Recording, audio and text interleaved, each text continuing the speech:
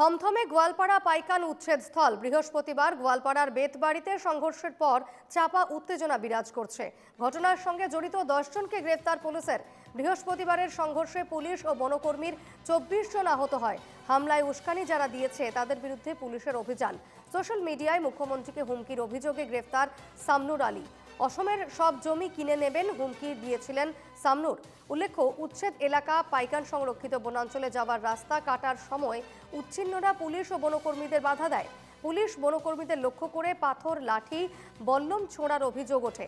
পরে পুলিশ পরিস্থিতি নিয়ন্ত্রণে আনতে গুলি করতে বাধ্য হয়। ঘটনায় একজনের মৃত্যুও হয়, আরেকজন হাসপাতালে চিকিৎসাধীন। ইতিমধ্যেই এলাকায় র্যাফ মোতায়েন করা হয়েছে। গোয়ালপাড়া থেকে আমাদের প্রতিনিধি রশিদুল ইসলামের এক প্রতিবেদন দেখুন। দেখো, এই মুহূর্তে আমি রয়েছি পাইকান সংরক্ষিত বনাঞ্চলের উচ্ছেদিত এলাকা বিদ্যাপাড়াতে। আজ এই জায়গার পরিবেশ শান্ত এবং এই জায়গা সম্পূর্ণরূপে পুলিশ প্রশাসনের নিয়ন্ত্রণে আছে। সহযোগী সঞ্জীবকে অনুরোধ জানাবো ছবি দেখাতে।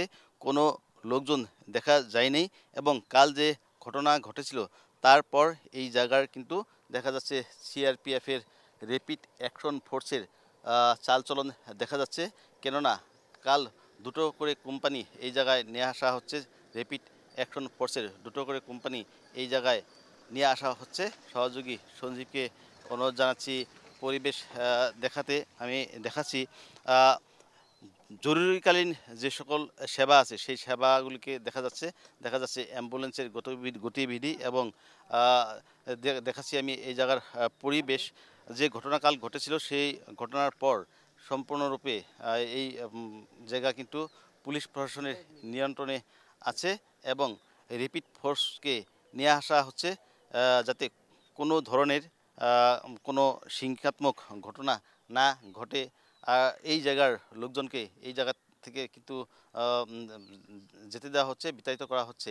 কিন্তু আমি দেখাচ্ছি গত শনিবারে যে উচ্ছেদ হয়েছিলেন সেই উচ্ছেদের পর এই জায়গার লোকজন কিন্তু এই জায়গায় রয়েছিলেন।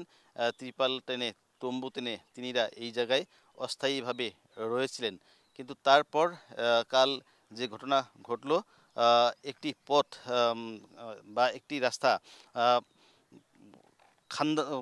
একটি রাস্তা বন্ধ করার জন্য যে বন বিভাগে ব্যবস্থা করেছিল, তারপর লোকজন উত্তেজিত হয়ে পুলিশ প্রশাসনকে আক্রমণ করেছিলেন এবং 14 জন পুলিশ আহত হয়েছিলেন এবং 9 জন বন সুরক্ষা কর্মী আহত হয়েছিলেন। বন সুরক্ষা কর্মী এবং পুলিশে নিজের আত্মরক্ষার জন্য ফায়ারিং করেছিলেন এবং সেই ফায়ারিংয়ে একজন লোক মৃত্যু হওয়ার বিপরীতে একজন কিন্তু আহত হয়ে গুয়াহাটির জিএমসিতে চিকিৎসাধীন অবস্থায় আছে। সহযোগী সঞ্জীবী দেখাচ্ছে কাল যে ঘটনা ঘটেছে তারপর কিন্তু জেলা শাসক বা আরক্ষী প্রশাসন, পুলিশ প্রশাসন সম্পূর্ণরূপে সষ্টম হওয়া দেখা যাচ্ছে এবং সিআরপিএফের বিশেষ বাহিনী র্যাপিড অ্যাকশন ফোর্স এই জায়গায় নিয়ে আসা হচ্ছে। আমি দেখানোর জন্য চেষ্টা করছি। এখন কিন্তু সম্পূর্ণরূপে পরিবেশ শান্ত হয়েছে, কোনো লোকজন দেখা যায়নি।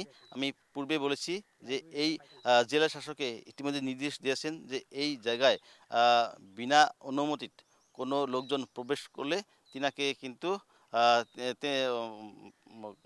গ্রেপ্তার করার জন্য নির্দেশ দিয়েছেন। আমি দেখাচ্ছি সহযোগী সঞ্জীবকে দেখাচ্ছি এবং কাল যে ঘটনা ঘটেছিল পুলিশ প্রশাসন বা বন সুরক্ষা কর্মীদের যে সকল লোক আক্রমণ করেছিল তার ভিতরে কিন্তু তার 10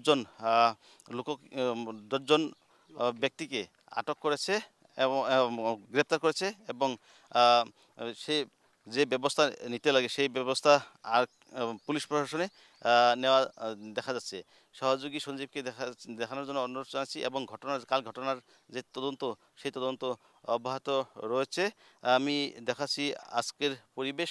আজকে যে পরিবেশ সেই পরিবেশ কিন্তু শান্ত হওয়া দেখা যাচ্ছে এবং পুলিশ প্রশাসনের এই জায়গা সম্পূর্ণরূপে নিয়ন্ত্রণ রয়েছে। পুলিশের গতিবিধি চালচলন দেখা যাচ্ছে এবং এই জায়গায় যাতে কোনো ধরনের অপ্রীতিকর ঘটনা না ঘটে তার জন্য কিন্তু রেপিড অ্যাকশন ফোর্সকে এই জায়গায় নিয়ে আসা হচ্ছে